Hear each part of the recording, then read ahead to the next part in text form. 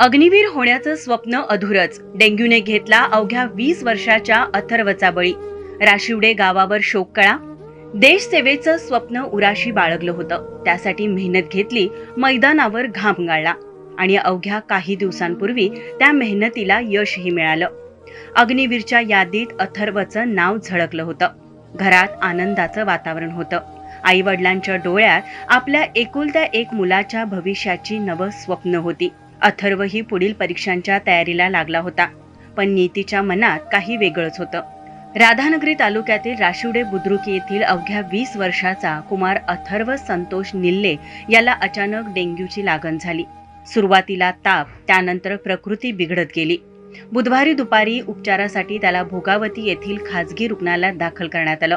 मात्र प्रकृती आणखी खालावल्याने पुढील उपचारासाठी कोल्हापूरमधील खासगी रुग्णालयात हलवण्यात आलं. अथर्व बरा होईल, पुन्हा घरी येईल, आपल्या स्वप्नांचा पाठलाग करेल या आशेवर कुटुंबीय होते.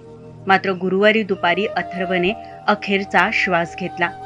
ज्या घरात काही दिवसांपूर्वी अग्निवीरच्या निवडीचा आनंद साजरा होत होता, त्याच घरावर आज दुःखाचा डोंगर कोसळला आहे.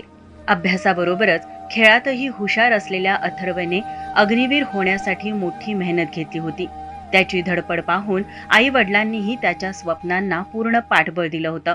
पण अवघ्या काही दिवसांच्या आजाराने त्याचं देशसेवेचं स्वप्न कायमचं अधुरं राहिलं. एकुलत्या एक मुलाच्या अशा अचानक जाण्याने निल्ले कुटुंबियांवर दुःखाचा आघात झाला आहे. अथर्वच्या मित्रपरिवारासह संपूर्ण राशिवडे गावातून हळहळ व्यक्त होत आहे. त्याच्या पश्चात आई, वडील, बहीण, चुलते, चुलती असा मोठा परिवार आहे. अग्निवीर होऊन देशाची सेवा करण्यासाठी निघालेल्या अथर्वचा प्रवास वयाच्या अवघ्या 20व्या वर्षी संपला. शाहू न्यूज परिवाराकडून अथर्वला भावपूर्ण श्रद्धांजली.